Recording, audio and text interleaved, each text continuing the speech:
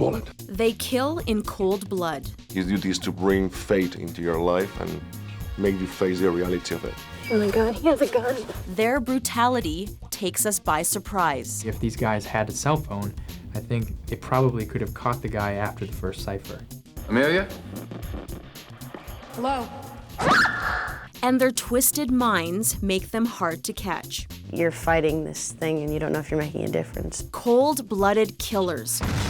On this episode of Books into Film.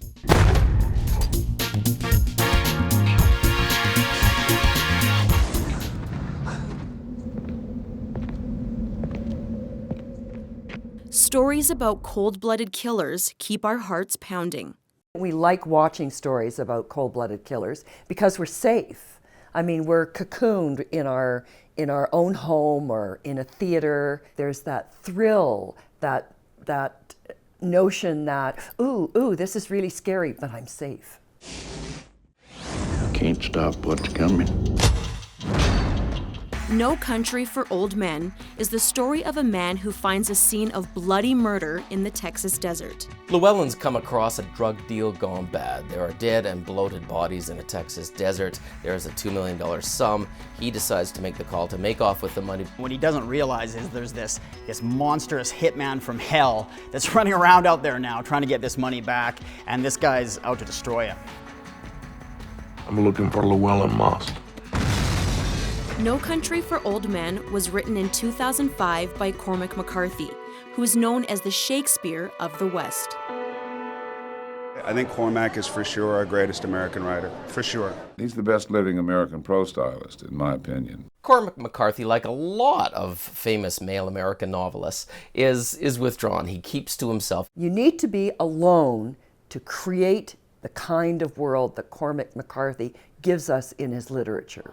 Acclaimed writer-director team, Joel and Ethan Coen, saw a depth to the story that intrigued them. It had movie elements, I mean, kind of policier, genre, chase, action movie elements built into the story that just seemed almost ready-made to turn into a movie. Coen brothers really are this two-headed beast in Hollywood. They're this brother team of directors that almost everything they touch almost is critically acclaimed. They've done things like Oh Brother, Where Art Thou and Fargo. They don't kowtow to, money. And the fact that the Coen brothers have always set themselves up to have final cuts of their films, they do what they want to do. Doing an adaptation, of course, the characters are provided in a sense, actually in total by the novel, and it's an opportunity to meet and cast new people. There's nobody in this movie really that we've worked with before, and that's kind of unusual for us. If I don't come back, you tell Mother I love her.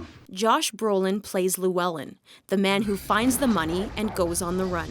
He's your good old boy, good old Texas boy, who makes really silly, unfortunate choices. It was brought to my attention that I could audition for it, and what I did is when I was working on Grindhouse, my audition tape was filmed by Quentin Tarantino and Robert Rodriguez during lunch. And that's a cut! When it was sent to Joel and Ethan, their only comment was, "Who lit it?" What's the most you ever lost on a coin toss? Sir? The most you ever lost on a coin toss. Javier Bardem is Shigur, the cold-blooded hitman who flips a coin to decide if he will kill. I saw the character as very kind of neutral person that doesn't have any emotional or personal feelings about what he does, but rather than a duty. That he has a duty that has to be performed, and his duty is to bring fate into your life and make you face the reality of it. Call it. Call it. Yes. For what? Just call it. The little touch of humanity he has when he offers someone the chance to save his or her own life by tossing a coin is so evil and so chilling that it makes him even worse because he's giving someone a chance. I mean, he would rather not doing it, but he has to do it. That's the insane part of it. Casting Javier was unexpected. He's a Latin American film star who typically plays a romantic lead. I said to the Coens, I hate violence, I don't drive, I don't speak English, I'm the wrong actor. And they were like, okay, man, but we want you because maybe for those reasons. You look into this actor's eyes as he's playing this role and you think, ooh, I think I'll just back away really, really quickly. What's this guy supposed to be, the ultimate badass? No, I don't think that's how I'd describe him. How would you describe him? He doesn't have a sense of humor. Chigurh was like no other killer we had seen before. Did I enjoy it? Yes, a lot. Since the very first moment I got the call from them. And did I enjoy my haircut? No. That was a hard job to stand. They gave Javier Bardem one of the world's worst haircuts, which is probably a character in the movie all on its own. For every actor, it would be a dream if you can do, at least in your life, in your career, 2 or 3 roles where you can barely recognize yourself. Well, it's a mess, ain't it, Sheriff? If it ain't, it'll do till the mess gets here. Tommy Lee Jones is Sheriff Bell, an aging lawman who's trying to save Llewellyn. Read the book, and I carefully, and all of its attendant criticism. Tommy Lee Jones almost did not want to take this role, playing a sheriff yet again, because all actors fear becoming typecast. But the power of Cormac McCarthy's novel and the screenplay adapted by the Coen brothers, it turned him around because the story's that good. Sheriff Bell is getting old and feels he's outgunned by the bad guys. People as they age always think that, everything is going to hell and the world isn't like it used to be. It's becoming more hostile and less benign, and that's not necessarily a reflection of the reality of what the world is. It's a reflection of aging. It's what people come to think. The story is set in the desert in the 1980s, and the setting is part of the title, No Country for Old Men. This takes place in West Texas. West Texas, terrain is about the toughest, meanest terrain there is. You really can't find that same visual life anywhere else. Now, those mountains and hills and plains, the plants and the animals and the light are unique. You know how this is gonna turn out, don't you? Nope. I think you do. The film of A World Without Mercy won 4 2008 Oscars, including Best Picture. Javier's character, Chigurh, who represents some kind of fate, and the fact of the matter is we don't have any control over it, even fate itself, who can get maimed depending on the situation. The movie puts a huge question right in your lap. Is what happens to human beings in the end a matter of chance or a matter of design? Every time we make an action, there's a reaction to it.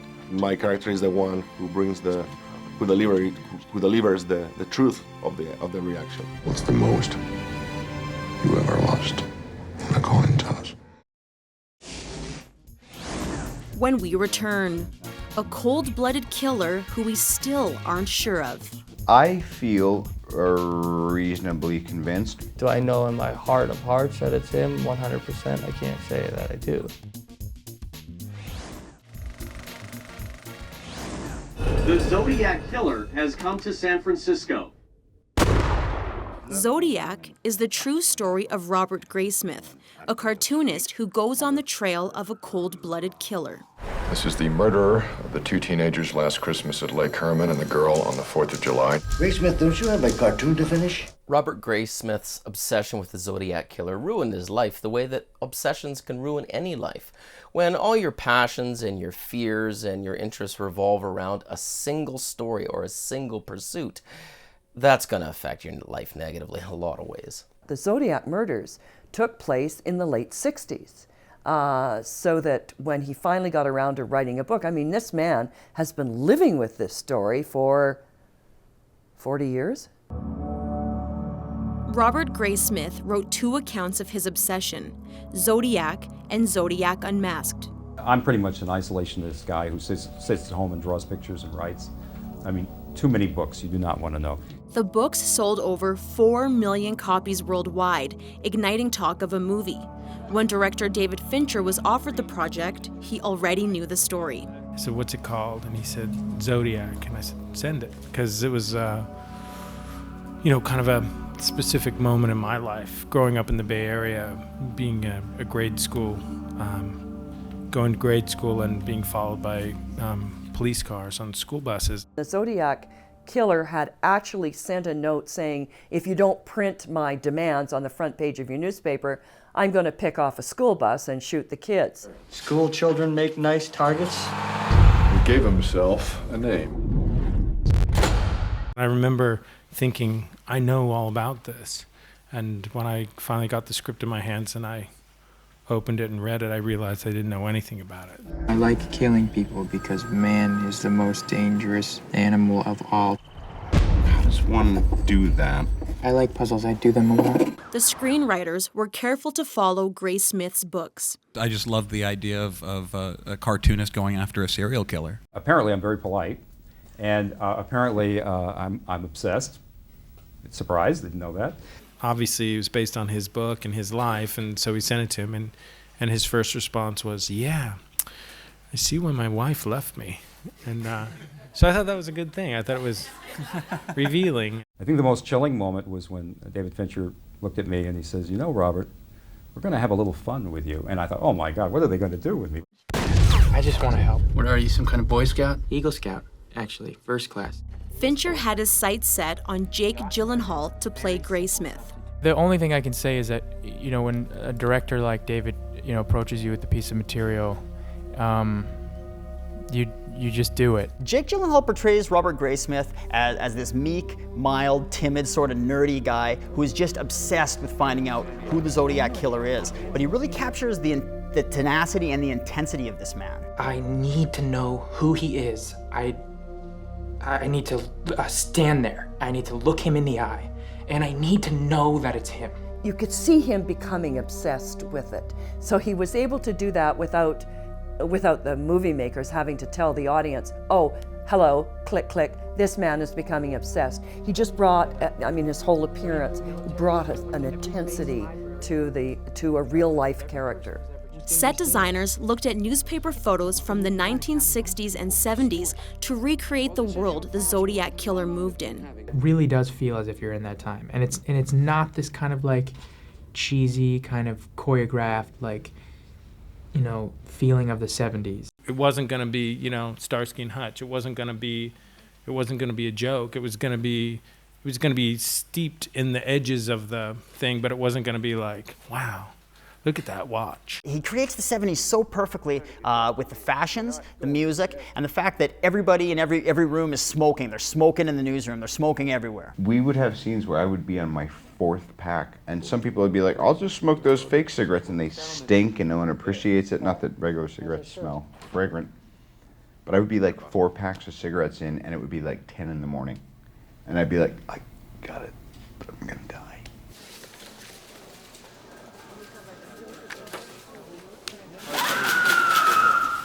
For years, the serial killer sent coded letters to newspapers and authorities. The Zodiac Killer toyed with police in the San Francisco area the way Jack the Ripper toyed with British police, by wanting to participate in the wider social drama surrounding what he had done. I think this guy was very bright, and he did like to test the police, and he was always kind of one step ahead of them, as many serial killers are. And I think in a lot of cases he maybe wanted to get caught. I want you to print this cipher on the front page of your paper. He wants his code in the afternoon edition. They didn't have the word serial killer at the time. They didn't know what a serial killer was. They didn't know, you know, no one had ever used the press the way this guy was doing it. And so they were kind of out in no man's land in a certain amount of hysteria. They didn't have any of the appropriate things like a cell phone or a fax machine or a, you know, that we all take for granted nowadays. If these guys had a cell phone, I think they probably could have caught the guy after the first cipher. Got any hard suspects? About 90 an hour. I'm up to around 500. You got 4 crime scenes, not a single usable print. You can't think of this case in normal police terms. After collecting evidence for 4 decades, Graysmith is convinced Arthur Lee Allen was the Zodiac Killer. There's a point where it's so overwhelming that he could manage to be a suspect in every set of those murders with different detectives and be at this remote lake where only Zodiac, the victims, and a few other people were. It's simply, you know, you got to say at some point, this is the guy. Do I know in my heart of hearts that it's him 100%? I can't say that I do. Conveniently, the prime suspect, as fingered by the author, is dead. So I don't know what to believe. It would be nice to think, okay, that's it, that's the Zodiac Killer, all wrapped up and put away. Well, no. I feel reasonably convinced, but I couldn't say because it wasn't my life, my book, and my research. Why do you need to do this? Why? Because nobody else will. In 2007, the movie Zodiac hit theaters, showing us what happens when obsession gets into your blood. Human minds need to make sense of something that it's random and chaotic, and hoping to be able to put it back in its little cubby hole, you know, things that frighten us. It's not the search for the truth, it's the obsession that destroys you.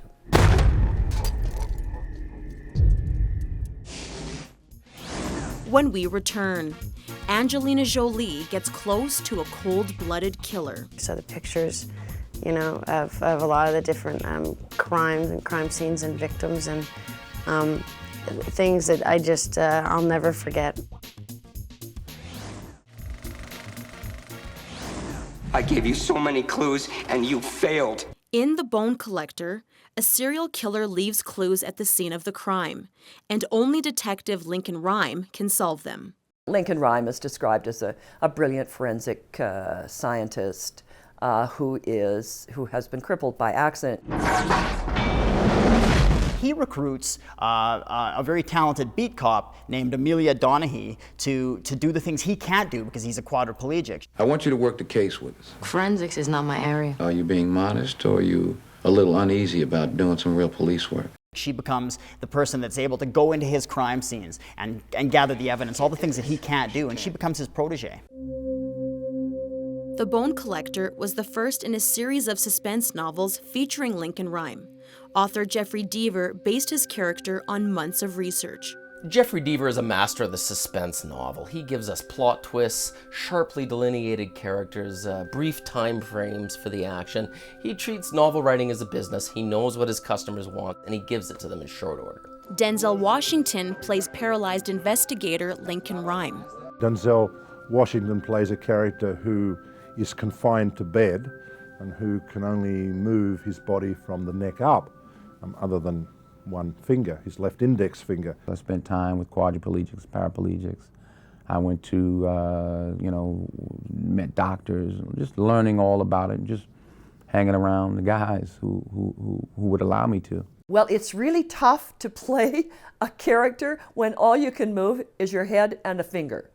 Now, he did it, and he did a good job of it, but I can't imagine what a challenge it is to remember you can't move any other part of your body. They say the eyes are the window to the soul, so you use your soul, you use your imagination. Well, you think because of your condition you have the right to push people around? I'm sorry, that is truly pathetic. Truly? Yeah, damn right, truly. The book inspired Denzel to play Lincoln as angry and impatient. I think that comes from his condition, that he doesn't have time to waste. He doesn't have time for people who waste time, because he's been robbed of his physical abilities. This guy is in a real depressed kind of state of mind initially.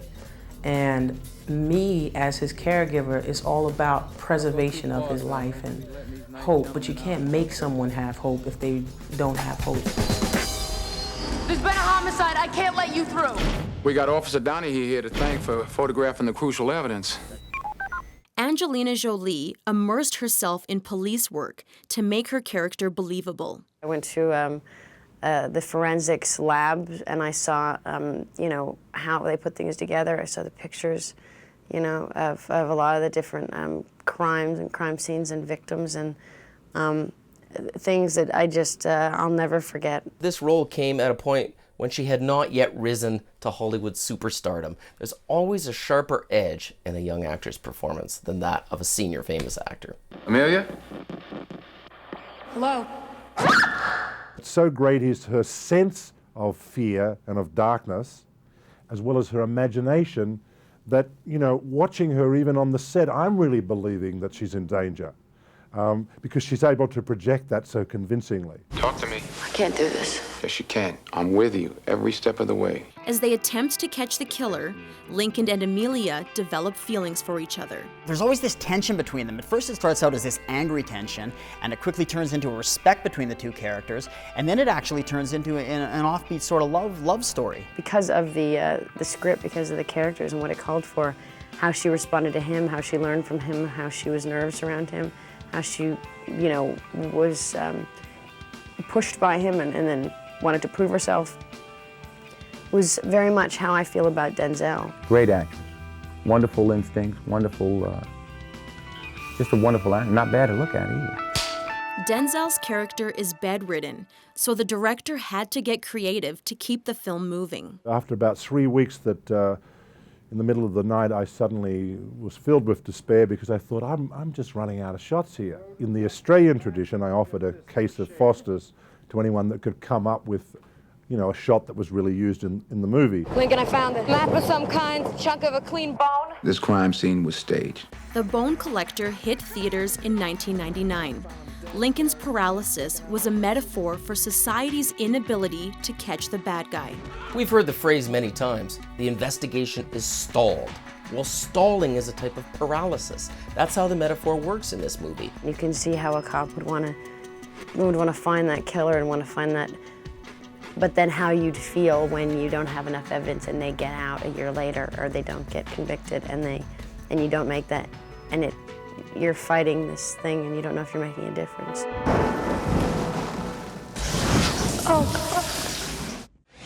Whether they're flipping a coin, mailing coded letters, or leaving clues at the scene, these killers make murder a cold-blooded game. These ruthless killers don't have the same inner mechanism that most of us do, that tell us things like, thou shalt not kill. There's that 1 in a zillion chance that you'll be the victim. That you will be the victim of the cold-blooded killer who will come knocking on your door, burst his way in, and shoot your house up. Is that going to happen? No. But it might. Call it.